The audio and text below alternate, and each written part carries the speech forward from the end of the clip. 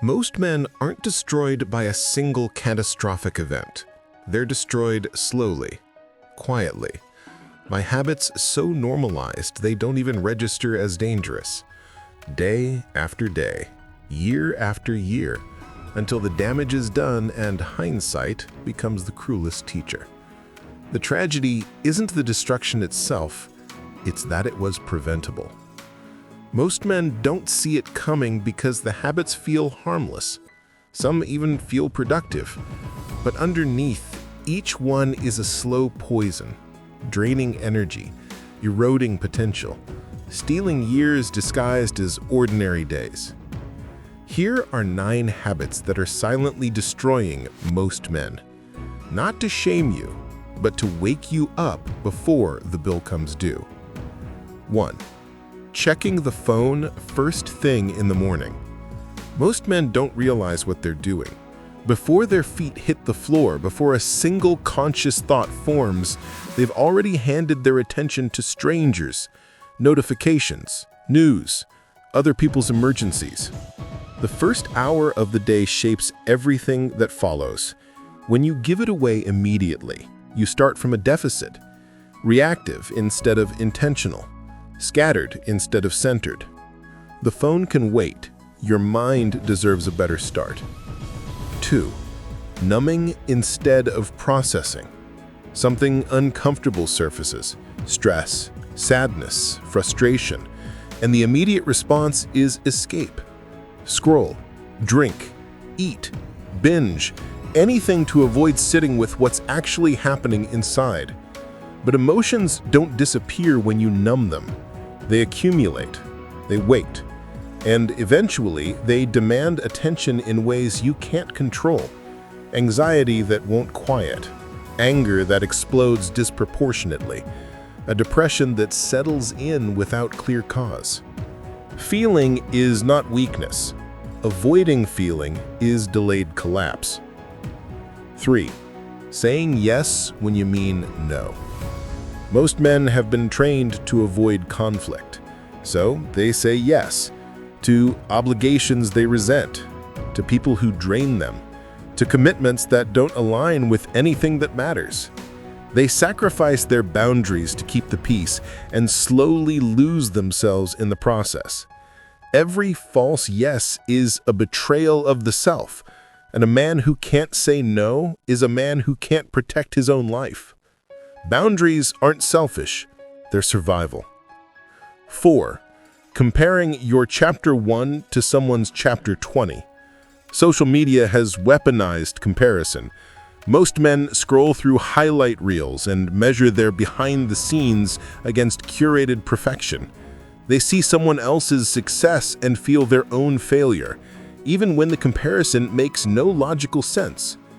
That man with the empire, he started 15 years before you, failed 12 times, had advantages you can't see. Comparison steals the only thing that actually matters. Focus on your own path. Run your race. The only relevant metric is whether you're better than you were yesterday. 5. Avoiding difficult conversations. The conversation you're avoiding is the one you need most. With your partner, your parent, your boss, yourself. Most men let important words rot inside them. They wait for the right moment that never comes. And in the meantime, resentment builds. Distance grows. Relationships decay from the inside while the surface still looks intact. Hard conversations are doorways. Avoidance is a wall. Choose which one you're building. 6. Sacrificing sleep like it's negotiable. Most men treat sleep as optional, something to cut when there's more to do. But sleep is when the body repairs, when the mind consolidates, when emotional regulation resets. Without it, everything suffers. Decision-making, patience, creativity, immune function. A man running on 4 hours is not tougher than one who slept 8. He's just closer to breaking. Rest is not laziness, it's maintenance. 7. Consuming more than creating. Most men are drowning in input, podcasts, videos, articles, content streams that never end. And while consumption feels like progress, I'm learning, it's often just sophisticated procrastination. Knowledge without application is entertainment. Watching someone build is not building. At some point, you have to close the tab and create something of your own. The world doesn't need more consumers. It needs men who produce. 8. Holding on to relationships that expired years ago. Not every relationship is meant to last forever. Some people were meant for a season, a chapter, a lesson. But most men cling out of loyalty, out of history, out of fear of the void that comes when something ends.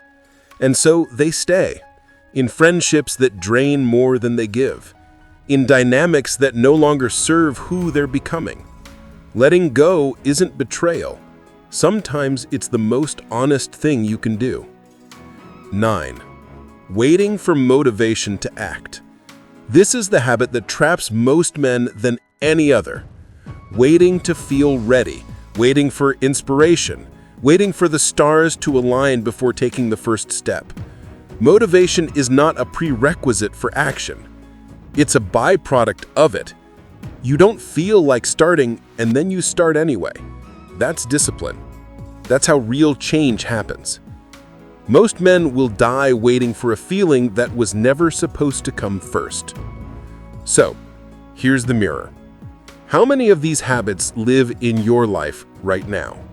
Not hypothetically, not in the past, today, this week, this morning.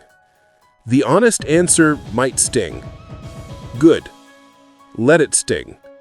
Because awareness without discomfort changes nothing. You need to feel the weight of what these habits are costing you, in energy, in years, in the life you could be building but aren't. None of this is fixed overnight. You don't overhaul everything at once, but you can choose one. Today, the one that's costing you the most.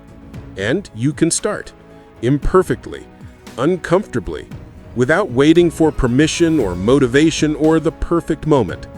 That's how chains break, one link at a time.